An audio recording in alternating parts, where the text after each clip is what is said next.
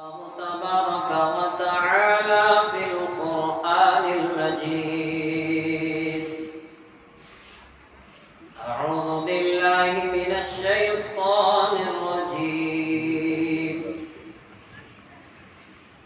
بسم الله الرحمن الرحيم.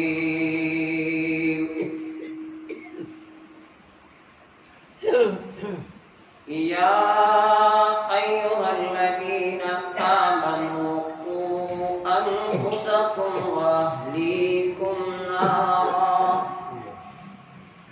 وقودها الناس والحجارة عليها ملائكة غلاظ شداد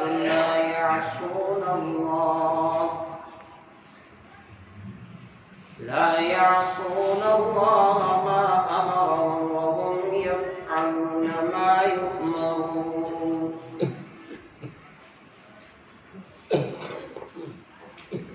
صدق الله العظيم.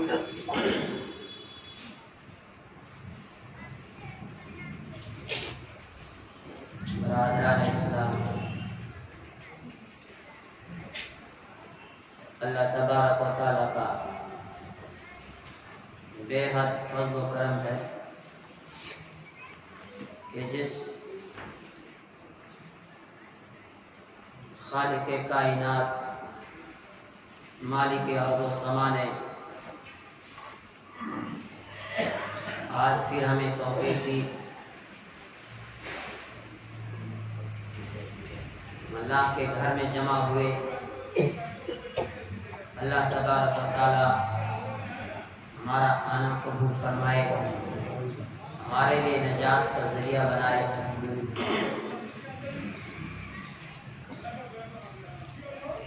گزشتہ جمعہ پہ آپ نے موجودہ معاشرے پہ چند باتیں سنی کہ ہمارے سماج کے اندر، ہمارے معاشرے کے اندر منشیات کا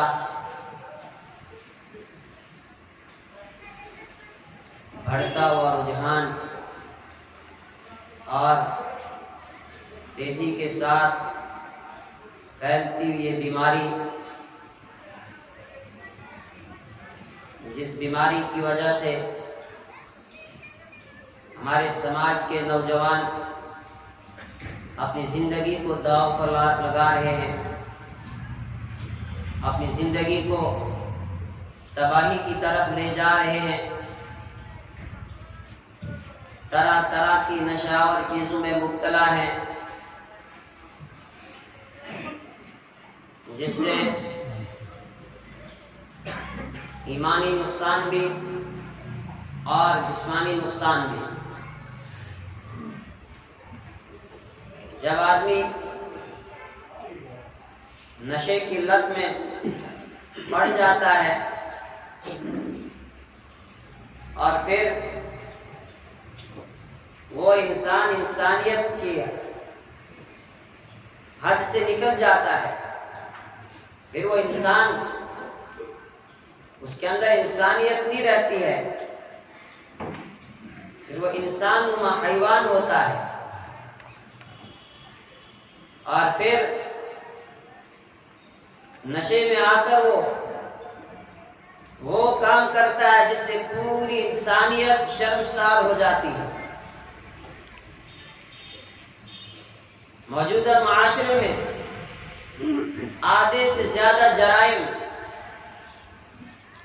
نشے کی وجہ سے ہو رہے ہیں. آپ اس وقت کسی بھی چوکی پہ، کسی بھی تھانے پہ جائیں،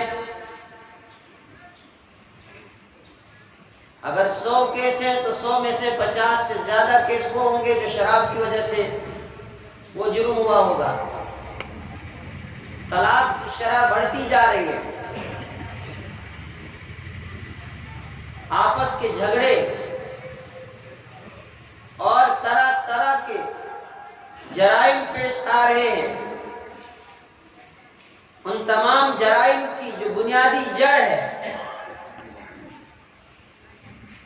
یہ نشاور چیزیں، یہ ڈرگ جس نے ہمارے نوجوانوں کی زندگیوں کو تباہ کر دیا، ایک ایسا زہر جو ہمارے سماج میں پھیل چکا ہے، ایک ایسا کینسر جو ہمارے نوجوانوں کی زندگیوں کو اندر سے کھوکھلا کرتا جا رہا ہے، ان کا مستقبل بھی تباہ کیے جا رہا ہے۔ اب اس بیماری کو دور کرنا، اس وبا کو ختم کرنا، یہ اس سماج کے باشعور اور عقل مند افراد کی جو ہے ذمہ داری ہے۔ سماج کا ہر آدمی اس درد کو اپنے سینے میں لے اور وہ سوچے کہ جو ہماری نئی نسل، ہمارے جو نوجوان، ہمارے جو بھائی اور بہنیں اس تباہی کی طرف جا رہے ہیں، ان بھائیوں کو کس طرح ہم بچائیں، ان کے مستقبل کو ہم کس طرح بچائیں۔ گزشتہ جمعہ بھی میں نے آپ کو بتایا کہ دجالی نظام ہے، اور اس تمام کام کے پیچھے دجالی طاقتیں کام کر رہی ہیں۔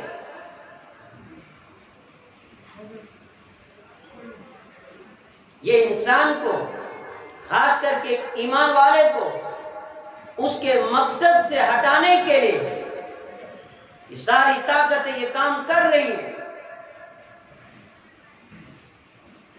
کہ جب یہ محمد رسول اللہ صلی اللہ علیہ وسلم کے غلام، جب یہ کلمہ پڑھنے والا نشے کی اس لت میں پڑ جائے گا تو یہ اپنے مقصد کو بھول جائے گا کہ اس کی زندگی کا مقصد کیا تھا۔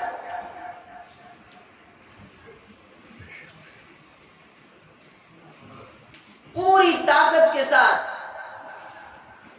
وہ کام کر رہے ہیں، جو ان کا منصوبہ ہے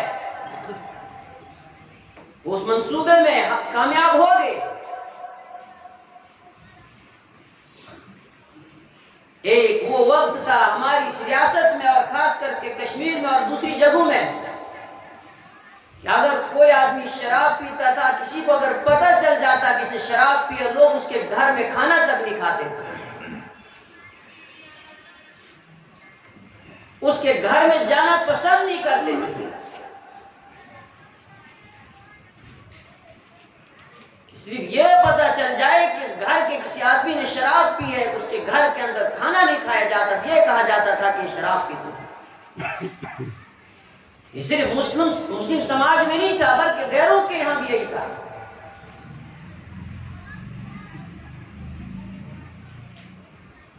لوگ اس چیز کی برائی کو سمجھتے تھے، لیکن آہستہ آہستہ ہمارے دلوں سے وہ احساس نکلتا گیا، اور آج آپ دیکھیں کہ چاروں طرف پانی کی طرح شراب بک رہی ہے اور پانی کی طرح اس کو پیا بھی جا رہا ہے، اور پھر اس کے علاوہ طرح طرح کی نشاور چیزیں سماج کے اندر پھیلا دی گئی، جن چیزوں نے اس سماج کے نوجوان لڑکوں اور لڑکیوں کو تباہ کر دیا، جس کی وجہ سے آج کا نوجوان ذہنی اعتبار سے، فکری اعتبار سے مرتد ہو گیا۔ اس کی سوچ، اس کی فکر، اس کا ذہن ختم۔ کیوں؟ کیونکہ اس انسان کی، اس نوجوان کی تربیت بھی اسی طرح کی جا رہی ہے۔ ہمارا تعلیمی نظام بھی وہی ہے کہ جہاں انسان کو صرف یہی سکھایا جاتا ہے کہ بس تمہارا پیٹ ہے، اس پیٹ کے لیے جو کچھ کرنا ہے کرو، بس تمہاری زندگی اسی پیٹ کے ارد گرد گھوم رہی ہے۔ لیکن میرے ایمانی بھائیوں، ہماری زندگی کا مقصد یہ نہیں۔ اللہ رب العالمین نے مجھے اور آپ کو اشرف المخلوقات بنایا، اور پھر اشرف المخلوقات میں سے مجھے اور آپ کو ایمان کا یہ قیمتی تحفہ، یہ قیمتی سرمایہ اللہ نے عطا کیا۔ اور پھر پروردگار نے فرمایا کنتم خیر امت اخرجت للناس تأمرون بالمعروف وتنہون عن المنکر وتؤمنون باللہ۔ اور لوگو تم بہترین امت ہو، کنتم خیر امت، تم خیر امت ہو۔ کیوں خیر امت ہے؟ کیوں بہتر امت ہے؟ اخرجت للناس، تمہیں لوگوں کے نفع کے لیے نکالا گیا ہے، تم لوگوں کو فائدہ پہنچانے کے لیے نکالے گئے ہو۔ تأمرون بالمعروف وتنہون عن المنکر، تم لوگوں کو اچھائی کا حکم دیتے ہو، لوگوں کو برائیوں سے روکتے ہو۔ اللہ نے ہمیں ایک مقام عطا کیا، ایک مرتبہ عطا کیا ہے، لیکن ہم اپنے اس مقام کو، اپنی ذمہ داری کو بھول گئے۔ جانوروں کی طرح ہم نے بھی زندگی گزارنا شروع کر دیا۔ جانور کا کام بھی تو یہی ہے کہ اس نے بھی اپنا پیٹ کسی طرح بھرنا، اور وہی پیٹ ہم بھی بھر رہے ہیں۔ اس پیٹ کے اندر آگ کے انگارے داخل کرتے جا رہے ہیں۔ اس کے لیے آدمی بھائی کا حق، بہن کا حق، غریب کا حق، جہاں موقع ملتا اس کا حق دباتے جا رہا ہے، اس کا خون اور پسینہ چوستے جا رہا ہے۔ کیوں؟ چونکہ اس کی سوچ ہی ایسی بنائی گئی ہے، اس کی فکر ایسی بنائی گئی ہے، اس کا ذہن، اس کی سوچ اور اس کی فکر اس کے پیٹ کے ارد گرد گھوم رہے۔ سوچتا ہے کہ جہاں سے موقع ملے بس ہڑپ کرتا جاؤں، کسی کا حق ماروں، جو کچھ ہو سکے بس جتنا موقع ملے لوٹتے جاؤ۔ ہم تو محمد رسول اللہ صلی اللہ علیہ وسلم کا کلمہ پڑھنے والے ہیں، ہم تو رحمت دو عالم صلی اللہ علیہ وسلم کے امتی ہیں،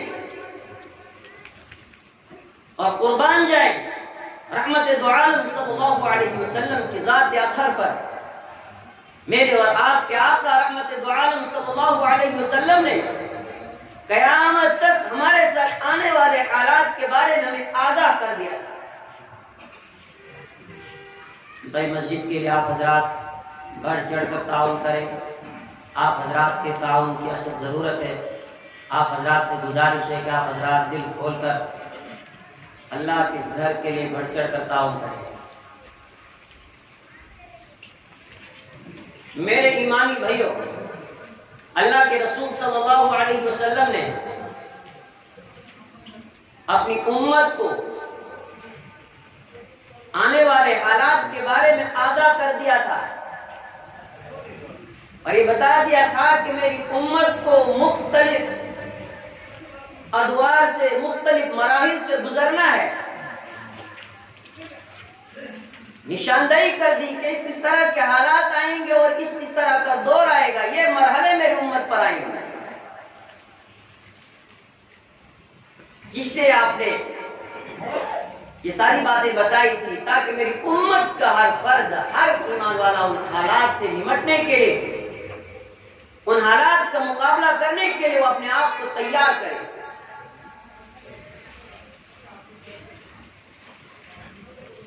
اس سے پہلے ماضی میں تاریخ اٹھا کر دیکھیں کس طرح کے حالات آئے۔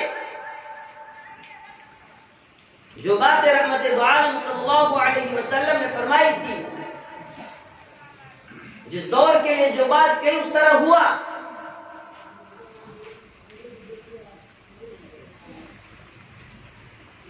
اور اس وقت پوری دنیا کے حالات کیا ہیں؟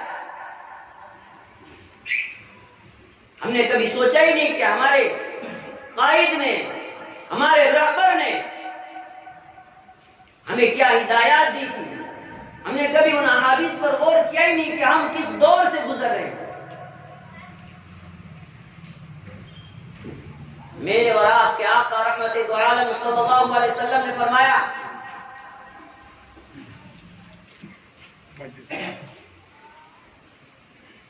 کہ آخری دور میں انصاف اور ظلم کی، حق اور باطل کی ایک فیصلہ کن جنگ ہونے والی ہے، ایک فیصلہ کن لڑائی ہونے والی ہے، جو انصاف اور ظلم کے بیچ ہوگی، جو حق اور باطل کے بیچ میں ہوگی۔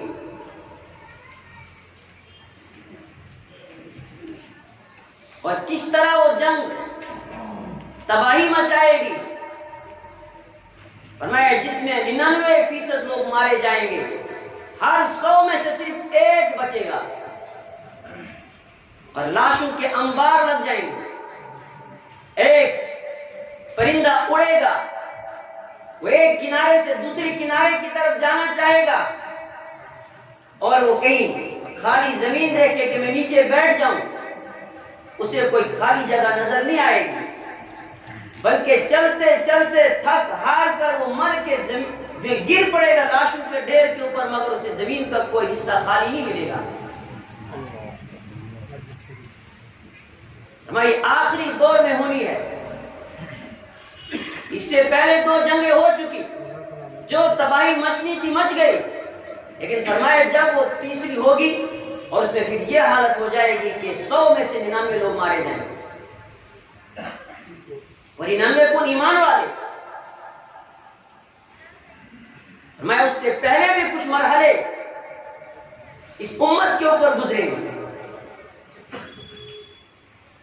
چونکہ فرمایا کہ جب وہ فیصلہ کن معرکہ ہونے والا ہوگا، اس سے پہلے ایمان والوں کی چھٹائی ہوگی۔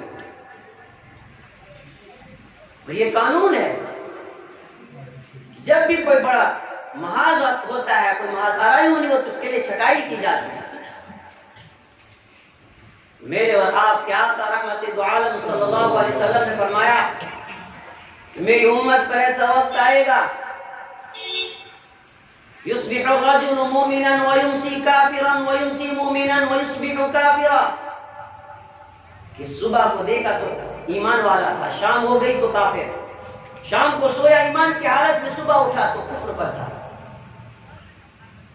میں یہ کیسے ہوگا؟ فرمایا لوگ اپنے ذاتی مفاد کے لیے، دنیاوی غرض و غائب کے لیے اپنے ایمان کا سودا کر لیں گے، اپنے ایمان کو بیچ ڈالیں گے۔ اللہ کے رسول صلی اللہ علیہ وسلم نے فرمایا یصیر الناس الى فسطاطین، وہ اس جنگ سے پہلے ایک مرحلہ اس امت پر ایسا آئے گا کہ لوگ صرف 2 جماعتوں کے اندر تقسیم ہو جائیں گے۔ اس کے لیے آپ نے فرمایا فسطاط ایمان لا نفاق فیہ وفسطاط نفاق لا ایمان فیہ، اس امت میں سے، ان کلمہ گو لوگوں میں سے فرمایا کروڑوں لوگ، کیونکہ 2 ہی گروہ میں تقسیم ہو جائیں گے، کروڑوں وہ کلمہ پڑھنے والے جو منافقین کی صف میں کھڑے کر دیے جائیں گے، ان کے لیے آپ نے فرمایا لا ایمان فی، جن کے اندر ذرا برابر بھی ایمان نہیں ہوگا۔ وفسطاط ایمان لا نفاق فی، اور دوسرا وہ گروہ جن کے اندر خالص ایمان ہی ایمان ہوگا، ان کے اندر نفاق نہیں ہوگا۔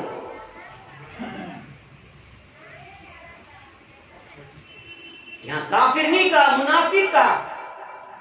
منافق حج کرنے والا، عمرے کرنے والا بھی ہو سکتا ہے، نماز پڑھنے والا بھی ہو سکتا ہے، بڑی پگڑی، بڑی لمبی داڑھی اور کرتا پاجامہ پہننے والا بھی منافق ہو سکتا ہے۔ اس لیے کہ قرآن نے خود منافقین کی علامتیں بیان کی۔ قرآن کہتا ہے وَإِذَا قَامُوا إِلَى الصَّلَاةِ قَامُوا كُسَالَىٰ يُرَاءُونَ النَّاسَ، فرمایا جب نماز کے لیے کھڑے ہوتے ہیں تو شوق سے نماز نہیں پڑھتے ہیں، سستی اور کاہلی کے ساتھ نماز پڑھتے ہیں۔ ایک تو یہ نماز نہ پڑھنا، لیکن منافق کی یہ علامت بتائی کہ نماز پڑھتا ہے، مگر جو شوق ہونا چاہیے تو شوق اور جذبے کے ساتھ نہیں پڑھتا ہے، سستی اور کاہلی کے ساتھ، بے دلی کے ساتھ وہ نماز پڑھتا ہے۔ دوسری بات فرمائی یراؤون الناس، نماز پڑھے گا مگر لوگوں کو دکھانے کے لیے پڑھے گا۔ مسجد اس لیے آ رہا ہے کہ اگر نہیں پڑھی تو لوگ کہیں گے دیکھو نماز نہیں پڑھتا ہے. وَلَا يَذْكُرُونَ اللَّهَ إِلَّا قَلِيلًا. ہم اللہ کا ذکر اللہ کو بہت کم یاد کرے گا. ہر انسان، میں اور آپ اپنے گریبان کے اندر جھانک کر دیکھیں، سوچیں اپنی زندگی کے بارے میں کہ کہیں یہ خصلتیں ہمارے اندر تو نہیں ہے. رحمت دو عالم صلی اللہ علیہ وسلم نے فرمایا آیت المنافق ثلاث، منافق کی 3 علامتیں. اذا حدث کذب، جب بھی بات کرتا ہے تو جھوٹ بولتا ہے. وَإِذَا وَعَدَ أَخْلَفَ، جب وعدہ کرتا ہے تو وعدہ خلافی کرتا ہے. وَإِذَا اؤْتُمِنَ خَانَ، جب اس کو کسی چیز کا امین بنایا جائے، کوئی امانت اس کے سپرد کر دی جائے، کوئی عہدہ اس کو دیا گیا، اس کے اندر خیانت کرتا ہے. وَإِذَا عَاهَدَ غَدَرَ، جب کسی سے کوئی معاہدہ کرتا ہے تو غداری کرتا ہے. وَإِذَا خَاصَمَ فَجَرَ، جب وہ کسی سے لڑائی ہو جاتی ہے تو گالی پر اتر آتا ہے، گالیاں بکتا ہے. سوچے کہیں ہمارے اندر یہ باتیں تو نہیں ہیں. وہ جو اللہ کے رسول صلی اللہ علیہ وسلم نے فرمایا کہ میرے امتی 2 گروہ میں تقسیم ہو جائیں گے، فسقاط نفاق لا ایمان فی. ایک وہ گروہ جو کلمہ پڑھنے والے کروڑوں انسان ہوں گے، منافقین کی صف میں کھڑے ہوں گے، ان کے اندر ایمان نہیں ہوگا. اللہ نہ کرے، اللہ حفاظت فرمائے کہ ہمیں اس گروہ کے اندر تو نہیں کھڑا کیا جائے. فرمایا دوسرا وہ گروہ جن کے اندر ایمان ہوگا، ایمانی طاقت ہوگی. اور اس سے پہلے فرمایا کہ وہ مرحلہ آئے گا جب شیطان پوری طاقت لگائے گا، پورا زور لگائے گا کہ مسلمانوں کو، کلمہ پڑھنے والوں کو آپس میں وہ لڑائے گا، آپس کی خانہ جنگی میں مبتلا کرے گا. میرے ایمانی بھائیو، ان احادیث پر غور کرنے کے بعد اس نتیجے پر ہم پوچھتے ہیں کہ ہم نے اس دور میں قدم رکھ دیا ہے. خدا کی قسم اب آپ یہ انتظار نہ کیجئے کہ آنے والے وقت میں وہ وقت آنے والا نہیں. اللہ کے رسول صلی اللہ علیہ وسلم نے جو نشاندہی کی ہے، آپ نے زمانے کی بھی نشاندہی کر دی، اور جنگ کے لیے جو میدان سجیں گے آپ نے ان مقامات کی بھی نشاندہی کر دی. آپ نے فرمایا ایک وہ مقام جہاں پر بیت المقدس ہے، ایک جنگ کا میدان وہ بنے گا. دوسرا وہ مقام جہاں میں اور آپ رہے. میدان سج چکا ہے، منصوبے جو بنائے گئے تو منصوبے زمین پر اتر گئے ہیں، تیاریاں چل رہی ہیں. لیکن ہم کس سطح پہ ہیں ہم نے کبھی سوچا ہی نہیں. ہم تو اس سطح پہ کہ ہم آپس میں لڑ رہے ہیں. کس پر لڑ رہے ہیں؟ رفع دین کرنی ہے نہیں کرنی ہے، آمین زور سے کہنی ہے نہیں کہنی ہے. فروعی مسائل میں ہم الجھ گئے، ہم آپس میں لڑنے لگ گئے، جبکہ ایک طرف سے میدان سجا ہوا ہے اور دجالی طاقتوں نے پورا جال بچھایا ہوا ہے، اور ہم آپس کے اختلافات کے شکار. یا اللہ کے رسول صلی اللہ علیہ وسلم نے پیش گوئی کی کہ اس سے پہلے میری امت آپس میں ٹوٹ پڑے گی. عبداللہ بن عمرو بن عاص رضی اللہ تعالی عنہ فتوحات کے سلسلے میں ایک بڑی پیش قدمی پہ بھیجے گئے. شہروں کے شہر کو فتح کرتے ہوئے ایک شہر میں داخل ہوئے، دیکھا کہ شہر میں کوئی بھی ان کی مزاحمت کے لیے نہیں آیا، کوئی ان کو روکنے کے لیے نہیں آیا. صحابہ کرام کا لشکر بغیر کسی روک ٹوک کے شہر کے اندر داخل ہو گیا. لیکن عجیب اتفاق ہوا، شہر میں جب داخل ہوئے دیکھا کہ مرد کوئی بھی نہیں ہے، صرف عورتیں ہیں. ان سے پوچھا کہ تمہارے مرد کہاں گئے؟ انہوں نے کہا کہ ہمارے یہاں اس وقت ایک بحث چل رہی ہے، ایک مناظرہ چل رہا ہے، وہ سارے کے سارے وہاں گئے. عبداللہ بن عمرو رضی اللہ تعالیٰ عنہ سے پوچھا کہ مناظرہ کس بات پر ہے، بحث کس بات پر ہے؟ کیونکہ جس شہر میں داخل ہوئے تھے عیسائیوں کا شہر تھا. کہا کہ بحث اس بات پر ہے کہ ایک طبقہ یہ کہتا ہے کہ جب عیسیٰ علیہ السلام پیدا ہوئے تو حضرت مریم کا کنوارا پن ختم ہو گیا یا باقی ہے؟ ایک طبقہ کہتا ہے کہ باقی، ایک کہتا ختم ہو گیا۔ دوسری اس بات پر بحث چل رہی ہے کہ عیسیٰ علیہ السلام کے پیشاب پاک ہے یا ناپاک ہے۔ اب صحابہ کرام کے منہ سے ہنسی نکلنے والی تھی۔ حضرت عبداللہ بن عمرو بن عاص رضی اللہ تعالیٰ عنہ نے انہیں روکا اور بڑے جلالی انداز میں کہا کہ لوگوں، تمہارے اوپر بھی ایک ایسا وقت آئے گا کہ جب دشمن تمہارے اندر اسی طرح داخل ہو جائے گا اور تم بھی آپس میں، تمہارے علماء بھی آپس میں اس طرح کی چھوٹی باتوں میں اختلافات کر رہے ہوں گے، وہ ان بحثوں میں لگے ہوئے ہوں گے اور دشمن تمہارے شہروں میں تمہارے اندر گھس جائے گا۔ کیا وہ وقت نہیں آیا؟ وہ وقت آ چکا ہے۔ ہم آپس میں لڑ رہے ہیں، ہم آپس میں مر رہے ہیں، ہم آپس میں ایک دوسرے پر فتوے پہ فتوے دے رہے ہیں۔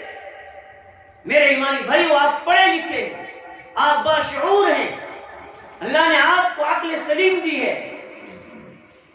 اگر اس معاشرے میں اس طرح کے ناصور ہیں، آپ ان سے کہو کہ اب امت پر رحم کرو، اب امت پر ترس کھاؤ، اب اس امت کو مت لڑاؤ آپس میں، بلکہ اس امت کو تیار کرو اس بڑی جنگ کے لیے جو ہمارے سامنے ہے، جس کے لیے اللہ کے رسول صلی اللہ علیہ وسلم ہمیں بتا کر گئے، اور اسی لیے بتا کر گئے تھے تاکہ میری امت کا ہر فرد اس کے لیے تیار رہے۔ او میرے نوجوان بھائیوں، آپ کو اللہ نے اس لیے نہیں پیدا کیا تھا کہ آپ شراب میں، نشے میں، جوئے میں لگ جائیں۔ نہیں، آپ خالد بن ولید کے وارث ہو، آپ عثمان بن عفان کے وارث ہو، آپ طارق بن زیاد کے وارث ہو، آپ محمد بن قاسم کے وارث ہو۔ آپ ان کی سیرت کو پڑھو، انہوں نے کس طرح اپنی زندگیاں قربان کی ہیں اس دین کے لیے، اس ایمان کے لیے۔ اور اللہ کے رسول صلی اللہ علیہ وسلم فرمایا کہ جب وہ چھٹائی ہو جائے گی، جب لوگ دو گروہوں میں تقسیم، ایک منافقین کا، دوسرا وہ ایمان والوں کا جن کے اندر خالص ایمان ہوگا، وہ تو ہر وقت حسرت کریں گے، وہ کہیں گے، دعائیں کریں گے، شہادت کی آرزو کریں گے کہ اللہ ہمیں اس موقع پر شہادت نصیب فرما۔ وہ تو اس کی تیاری کریں گے۔ میرے نوجوانوں، آپ کہاں جا رہے ہو؟ اپنی زندگیوں کے اوپر ترس کھاؤ، اپنی زندگیوں کے اوپر رحم کرو۔ یہ اللہ کا ایک قیمتی تحفہ ہے، یہ اللہ کی دی ہوئی ایک قیمتی نعمت ہے، اس نعمت کی ناقدری نہ کرو۔ یہ زندگی چند سالہ ہے، یہ زندگی گزر جائے گی۔ آپ نشے میں گزارو، آپ اللہ کی فرما برداری میں گزارو، یہ گزر جانی ہے، لیکن ایک اگلا مرحلہ آگے آنے والا ہے۔ اللہ کی عدالت لگنے والی ہے کہ وہاں فیصلے ہونے ہیں، اصل زندگی پھر وہاں سے شروع ہونے والی ہے۔ اس زندگی کے لیے اتنا کرو جتنا یہاں رہنا ہے، اور وہاں کے لیے اتنا کرو جتنا وہاں رہنا ہے۔ اس سماج کے ہر فرد کی ذمہ داری بنتی ہے کہ اگر ہمارے محلے میں، اگر ہماری بستی میں کوئی اس طرح کا کام کر رہا ہے، اگر دجالی طاقتوں کا، اگر حکومت کا کوئی ایجنٹ ہمارے نوجوانوں کی زندگیوں کے ساتھ کھیل رہا ہے، اس کو ایکسپوز کرنا، اس کو باہر لانا، یہ میری اور آپ کی ذمہ داری ہے۔ نہ کہ ہم یہ کہیں کہ ہم اس کو چھپاتے رہیں گے۔ اور اللہ کے رسول صلی اللہ علیہ وسلم نے فرمایا تھا، لَتَأْمُرُنَّ بِالْمَعْرُوفِ وَلَا تَنْهَوُنَّ عَنِ الْمُنكَرِ، لوگوں ضرور بھی ضرور تم نیکی کا حکم کرتے رہو، برائی کو روکتے رہو۔ اگر تم نے ایسا نہیں کیا، لَيُوشِكَنَّ اللَّهُ يَبْعَثَ عَذَابًا مِنْ عِنْدِهِ، یہ قریب ہے کہ اللہ تعالیٰ تمہارے اوپر اپنی طرف سے عذاب مسلط کر دے گا۔ لَتَدْعُنَّهُ فَلَا يُسْتَجَابَ، پھر تم اللہ کو پکارو گے، چیخو گے، گڑ گڑاؤ گے، مگر پھر تمہاری چیخ اور پکار کو سننے والا کوئی بھی نہیں۔ اللہ تبارک و تعالیٰ ہمیں سمجھ عطا فرمائے، اللہ تبارک و تعالیٰ ہمارے نوجوانوں کو بھی ہدایت نصیب فرمائے۔ وآخر دعوانا الحمد للہ رب العالمین۔ سنت عطا